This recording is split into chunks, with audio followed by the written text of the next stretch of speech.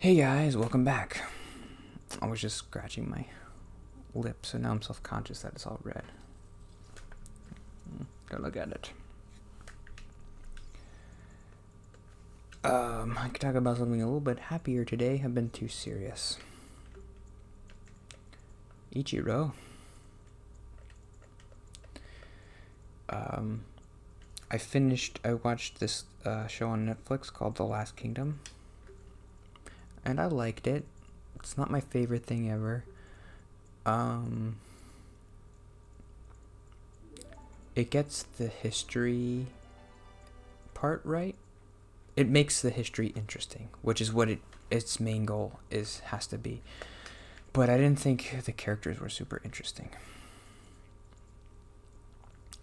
The main character Uhtred, and then there's another main character is King Alfred and his son Prince Edward. And then there's other characters. I didn't think they were super interesting. But I just finished the 4th season, and I think it was probably my favorite. They introduced a new character who I thought was super interesting. I guess this is going to be spoilers for the 4th season. So skip ahead if you don't want to hear spoilers. I'll try not to talk too much about spoilers. I forget the character's name, but they introduce him in the 4th season as the leader of the Mercian Guard. Mercia is a kingdom of England. There are 4 kingdoms, I think, in the 4th season. It's constantly changing, so I don't know. Okay, I have to get this point out because I have to fight this person. I really liked this character that they introduced. I thought he was the most interesting character in the whole show. His backstory is that he was from a distinguished family once, and he had land and title and everything. But then, I don't know if they ever say specifically what happened, but his family lost his wealth and everything. And so he slowly regained his title and his name, and he worked his way up through the army, I guess, or the guard, and he ultimately becomes the leader of the Mercian Guard. And it's interesting because he takes the place of this other main character who was in the past seasons, who he also kind of liked because he opposed the Mercian king, who we didn't like. And it's all that stuff is interesting. So they introduced this new character, and he's kind of interesting because you remember, oh yeah, there used to be a leader of the King Guard, but he's not. So who's the new leader? And it's this guy. And they introduce his sister too, and she's important in the story, and she's interesting too. I like her character.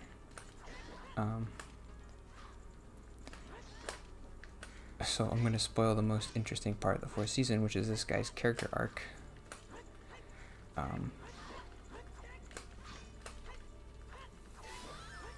Nice. First try. And when I was thinking about other stuff too. Maybe that's what helped. Don't focus too much. Clear your mind.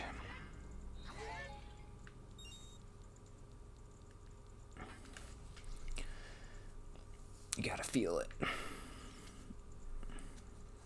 Feel it.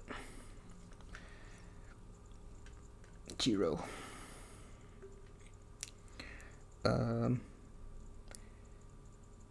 So in the first episode, we're introduced to this character,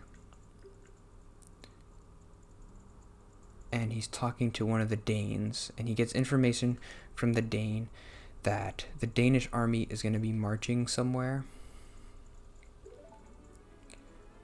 And so he brings this information to the king of Mercia, and he says, the Danish army is going to be marching this place, so we should go to this place and we'll have an advantage.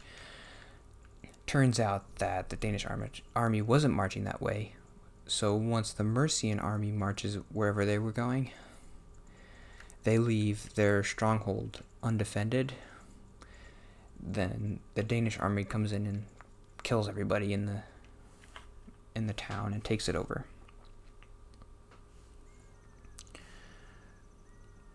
So, big mistake by the King's Guard leader.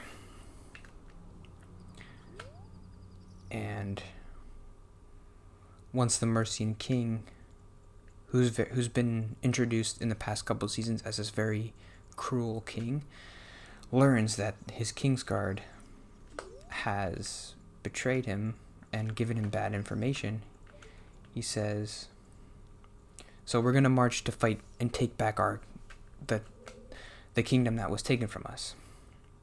And then after we do, you're going to wish you were dead, because I'm going to publicly castrate you, and you're going to be even worse than you were before, when your family was dishonored and all that stuff.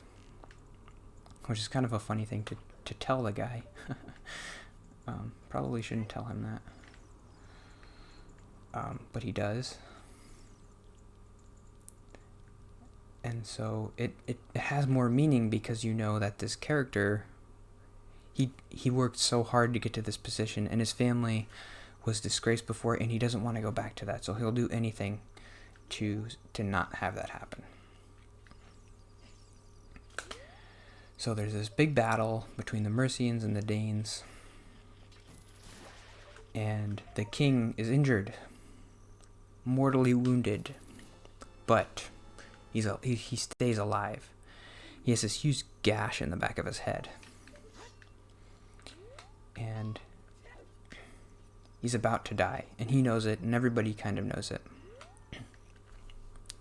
So the King of Wessex, who's the most powerful kingdom in England, comes over, because Wessex and Mercia are allied, and the King Edward has to kind of,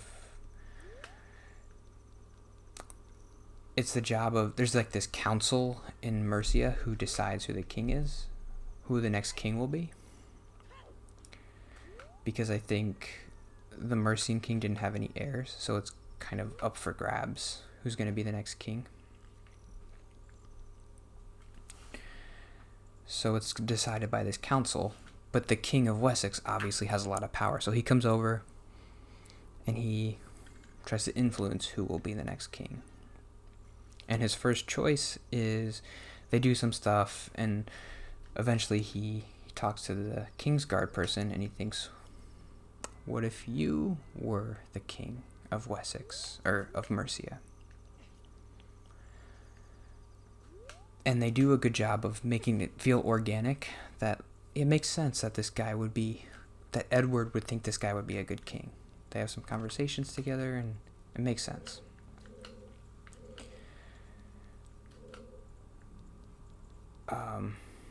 So they say, you will be betrothed to my sister's daughter.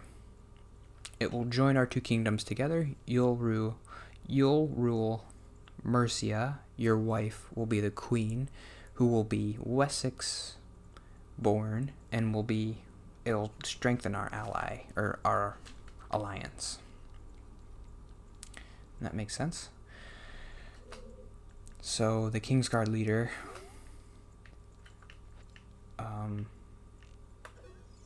but for some reason the Mercian king has a lot of influence still, because he's still alive, and he says, he basically has veto power. Oops. And he says, as long as I live, you're not gonna... They do this thing where the Mercian king kind of has amnesia, so he doesn't really remember why he doesn't trust the King's Guard guy. But if they do it in a cool way, where it's not contrived at all, or dumb. It's fun. Because in the end, he thinks, you're slimy. There's something about you that I don't like. And it's fun, the way they do it. I like it.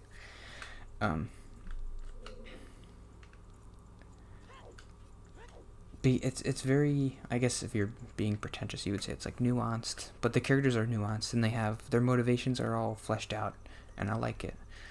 The first 3 seasons, I don't think you can say that as much, but And Uhtred is never a very interesting character to me.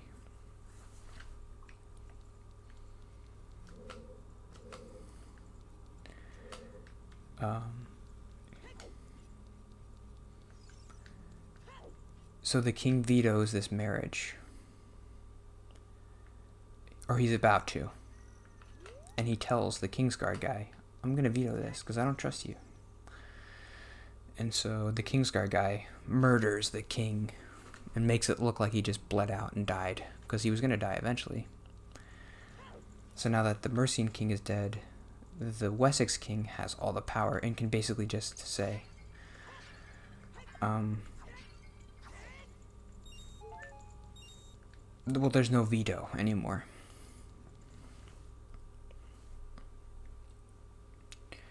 So I'm just doing a recap of the whole season. All the interesting parts that I liked. So he's about to become king. The one part of it I didn't. Well, I'll get to that later.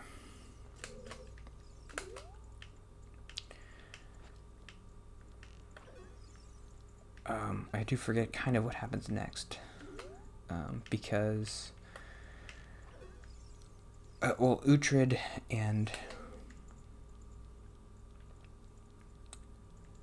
King Edward's sister are against the marriage because I think it's just because King Edward's sister is so young and they just don't want it to happen. They don't want the marriage to happen. That's part of it that I didn't really follow well, but... And then Uhtred is just always on her side, so he takes her side. And they don't want the marriage to happen.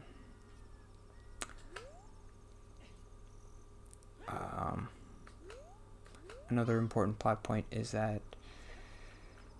Yeah, so you can't watch this if you don't want any spoilers. But I just want to talk about what I think is cool about it.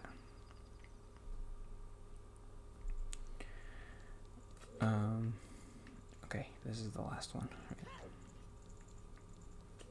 Oh no, I've already been here. Can't find it.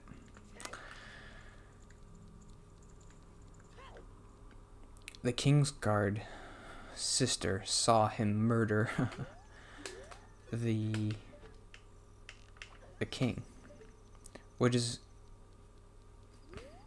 I like her arc because she's always on her brother's side, but when she sees that, she turns against him. And it makes sense. The way they do it. I liked it.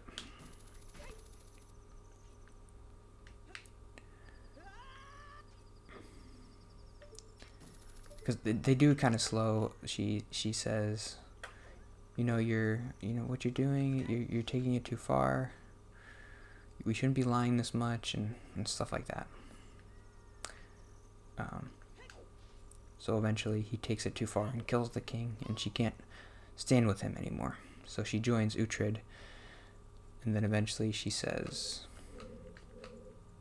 he killed the king and I have proof because he gave me this, and it's the king's ring, or around his neck is the king's ring. That's a little bit, that was a little bit lame, I think. I don't know how that proves that he killed the king. That he has his ring around his neck. And then the king's guardsmen they've been serving him for years, they just instantly turn against him.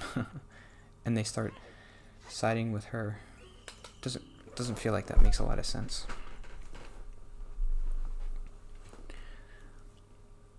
So, okay, I guess that's it for today. I wasn't able to find that third guy. So, at the end, that's still not the end of this guy's arc. This season. He has a really cool arc. I really like it.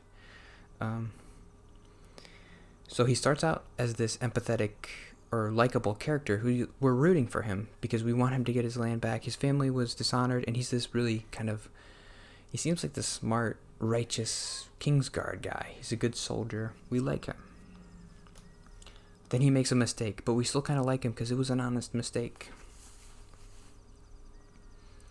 Then over time, we start to see part of his conniving side and his dishonest side, but we still like him, kind of, because we still know his motivations. We know why he's doing what he's doing. And then he kills the king, and we're starting to turn against him.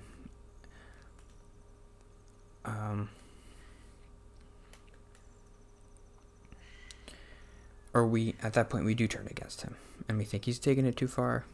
He's being too selfish. He wants to be king. That's why he killed the old king.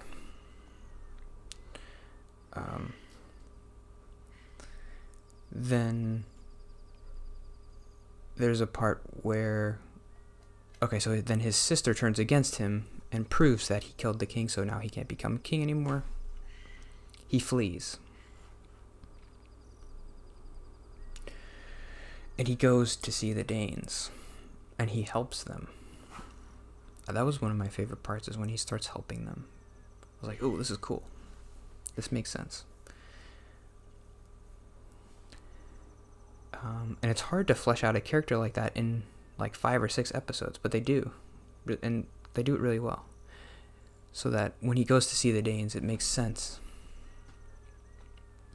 And he's like, I can help you take Winchester, which is the big Wessex stronghold.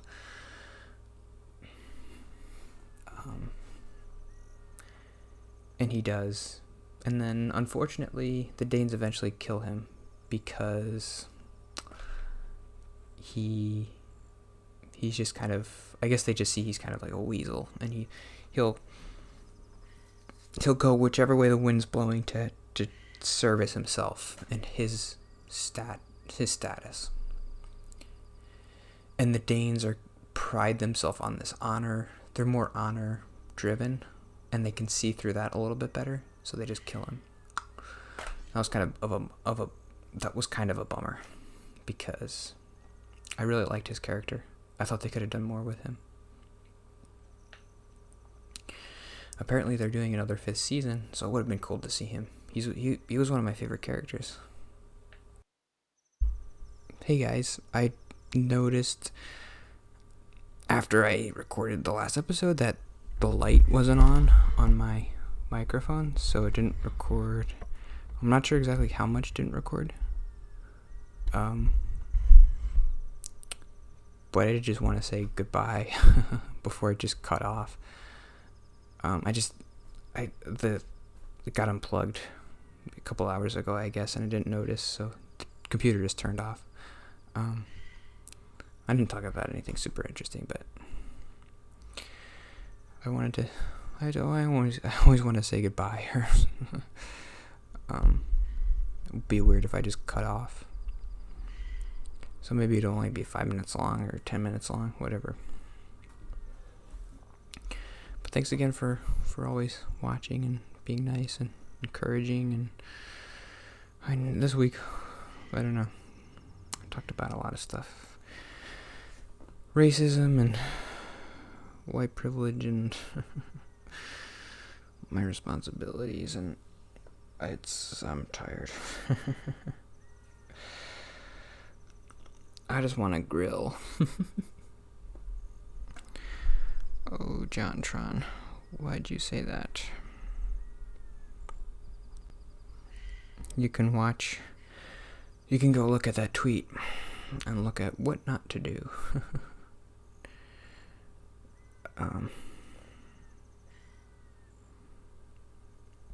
Yeah, it would have been so nice if he could have redeemed himself a little bit, because he did say, I don't know, he did say some racist stuff before, and he's never really apologized for it, or even just confirmed that he knew, explained why he said what he said. He basically just said, well, you took me out of context, which isn't an apology.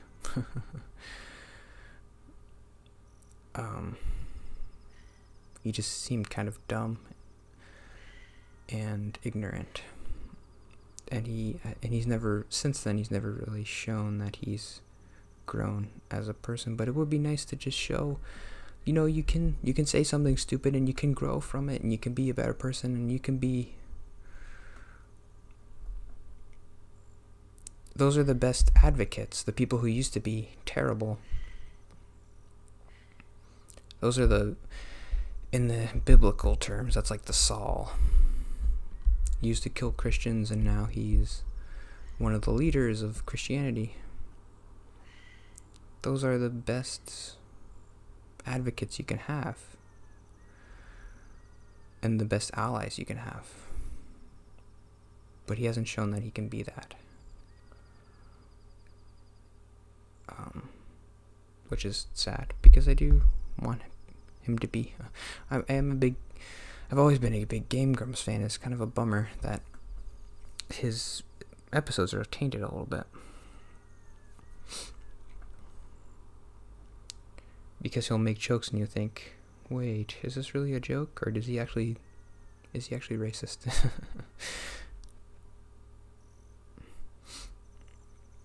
Anyway, sorry, I didn't mean to ramble about that.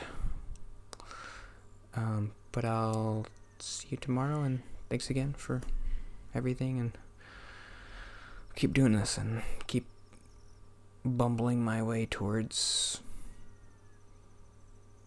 self-achievement, self-actualization,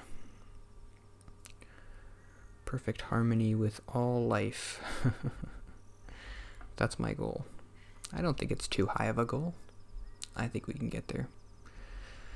By the end of 2020, I want to have achieved all harmony with life on Earth.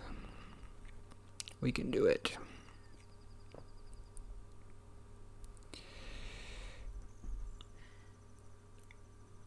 I want to at least never say anything wrong again. That's a good goal, right? No, it's a bad goal. Okay. I'll see you tomorrow, and have a good one. Bye.